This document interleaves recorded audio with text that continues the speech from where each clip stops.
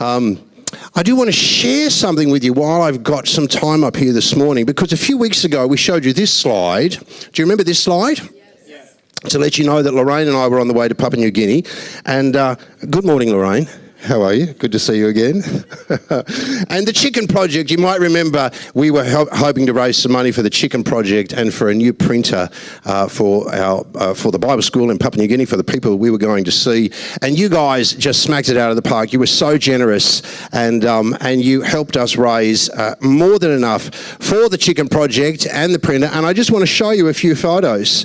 So we went off to Papua New Guinea, 3 weeks ago? We headed off, and this is us with all our luggage, but the printer, that's the reason I'm showing this picture. So if you look in the bottom of that, you will see the actual printer heading over in our checked luggage to Papua New Guinea.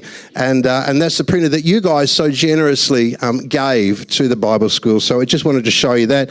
And you can see here in the next slide, that is the new printer set up with little Lorraine and big Lorraine in that photo. That's the two Lorraines, and that's set up in Chairman Furman. You might remember Furman and his wife Janet visited us in November last year. So Furman's the chairman of the Bible College, and that's his office. And that's him on the other side of the photo there, and he's buying paper and some toner for the printer. And so we use that toner because here's a second printer that was out of action, but we were able to use some of the money to buy some new toner and bits and pieces for it. And so we've been able to install that printer in the actual Bible school.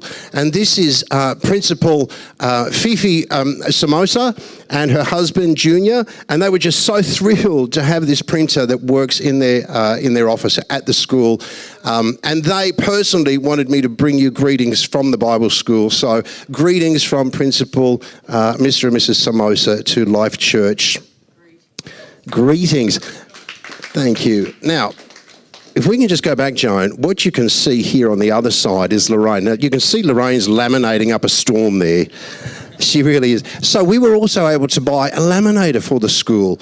And so that's really cool because with a printer and a laminator, they can do things like print course notes, but they were also really excited about the idea of printing student cards for each of the students to have.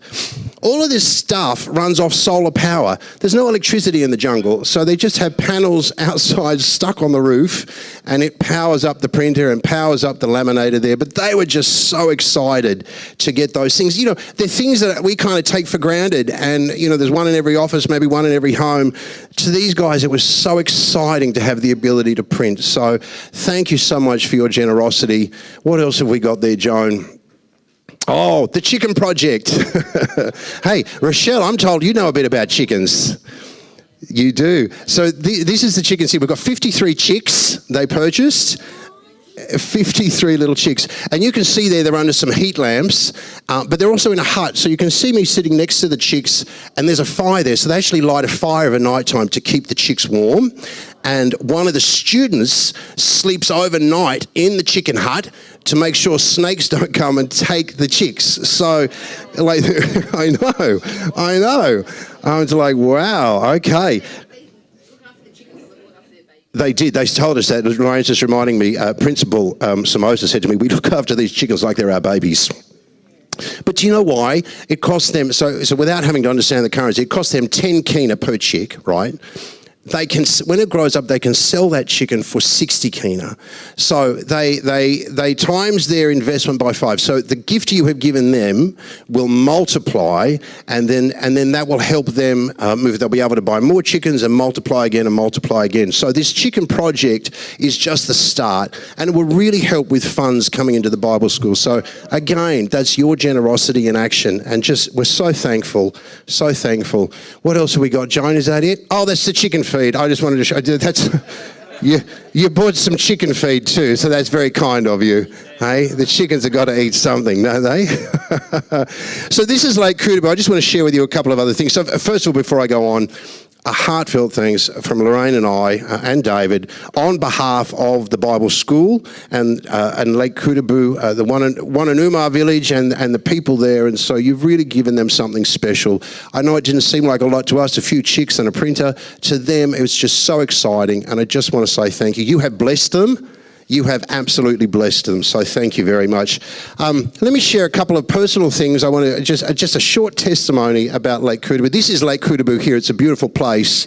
And if you didn't quite understand that, you can see the huts there that they live in. So these people, beautiful people, live in little grass huts that are just all dotted around this lake. And this is the Bible school that we teach at, and you can see, well, it's a bit hard to see, it's in the middle of that photo, but it's in the middle of the jungle, and it is a kind of a classroom that's built out of, wood from the jungle, and then around that you can see the roof of the huts where the students live. So every morning, Joan, if we can, Lorraine would do a devotional. So Lorraine led us in devotionals every morning. You can see the classroom there, and then after that, I would teach some classes to the group, to the students, and we were teaching on Christian worship, which was really cool. It was a really lovely topic to get into and learn with the students about. And I think the next slide is the students. There they are. There's the students. And you can see they're holding up their student cards that we made. They're so proud of them. They've got these student cards, thanks to you. You know, one of the things the Lord was speaking to me about over there, there's two really cool things that I found the Lord talking to me very strongly about. One of them was just finding my strength in Him, because we were teaching these classes every day. And I got really sick as soon as we got there, which is kind of odd for me. I don't normally get sick, and I came down with a really bad cold as soon as I got there, and then a couple of days after that, I'm going to go for the too much information. I got a rash all over this side of my body. All right, no, it gets better. Wait for this. And on about the third day, I got a big boil somewhere where the sun don't shine. I got to tell you that.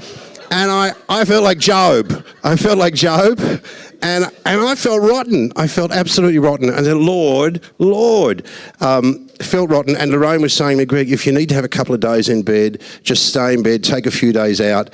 But I just really felt the Lord speak to me. The Lord said, well, you know what? I brought you here for a purpose. I've brought you here to teach these classes. And if you take your strength from me, everything's going to be okay. Everything's going to be okay. And so I reflected a lot on Paul's words in Philippians where, he says, well, I know what it's like to have a lot, and I know what it's like to have a little. I know what it's like to be fed or to be hungry. But I can do all things in Christ who strengthens me. So every morning I'd get up and I'd feel like going back to bed, but I'd remember the students and I would think the Lord's brought me here to do something. We don't have time to waste. And no matter what comes against me, I'm going to do this in the strength of the Lord. And so these wonderful students, it was just so special to be with them. And they must have wondered about this whitey that had turned up with things, snorting his nose and wondering what was going on. But they were so wonderful. This is on the weekend in the middle. Lorraine went to the Foursquare Gospel Church. She walked 45 minutes up this hill out of the jungle to go to this church. This is a photo. Do you know they said to Lorraine, this is the first time we've ever had a visitor in this church. And they were so excited. And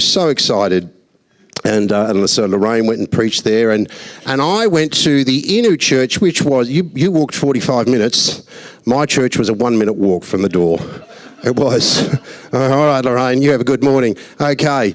And this is the Inu Evangelical Church of Papua New Guinea where I was preaching, and you can see that they're doing a welcome dance while the church fills up. I didn't see a lot of the service because they sit you on this giant dais at the front of the thing and you could just see my head. That's me there. I'm actually sitting with 3 other people, but you can't see them. So anyway, I think the service was pretty good. I didn't see a lot of it. I had to actually stand up to take that photo of the dancing, but it was wonderful. So there was some preaching that day, and it was a really special day. And it all happened by accident. So this was the second thing the Lord was speaking to me about, was trust. He was talking to me about trusting Him. And we always talk about trusting Him, but there's sometimes in life where you just really got to trust and trust and trust. And so as we headed into this church service, I wasn't even sure that we were going to be doing the service. We thought we were doing a youth rally, which we did, but then there was some confusion. In Papua New Guinea, no one quite knows anything that's going on. And so they said, well, the youth service might be on the Saturday, or it might be on the Sunday, or maybe it'll be part of the main service. Anyway, we were told it would be part of the main service, so I prepared a message for that. And then, as it turned out, it wasn't part of the main service. It was on later in the day. And I found this out late on the Saturday, that I would now have to prepare a second sermon to do the church service in the morning, because I'd already told them I was coming. And so I'm sitting there thinking, Lord, I'm going to come up with this 2 sermons in one afternoon. And normally when you're overseas, a guest preacher in another place like this, you stick with a God sees you, God loves you, God has a plan for you kind of message. There's a lot of truth in that, and then it preaches well across cultures. And then the Lord said to me, no, for this service, I want you to preach on loving your enemies and forgiving your enemies. I was sorry, Lord, I don't think I might not have heard you properly. And he said, I want you to preach on the importance of forgiving your enemies. And I thought, how do I do this? As a guest in another place, in another village that can be quite tribal, how do I walk in with a message and start telling people, no, you've got to love your enemy? It felt like a lot. And I said to the Lord, I'm not sure I know how to do that in a way that might not come off like this white guy coming in and just, being a bit high and mighty. And the Lord said, this is the message I'm asking you to take. And so I just went, okay. So I spent that afternoon writing out the message. And the whole time I was nervous, and I thought, I don't know, Lord, but you're saying to do this, so I'm going to do it. And I woke up on the Sunday morning, and I'm thinking, I don't know about this. And I get into this service. Lorraine takes off. See you later. I'm going to another church. And here I am, and these services are big. There's a lot of singing and dancing and loudness, and the preaching is normally rah, rah, rah.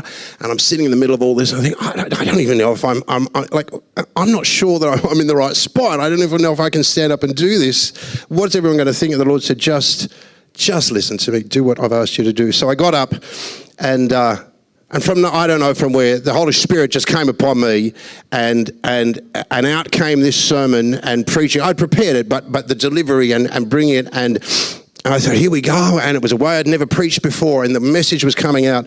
And then at the end, I thought, well, I'm going to do an altar call, and if people are carrying unforgiveness, to come forward. 40 people. 40 people came forward. It was insane.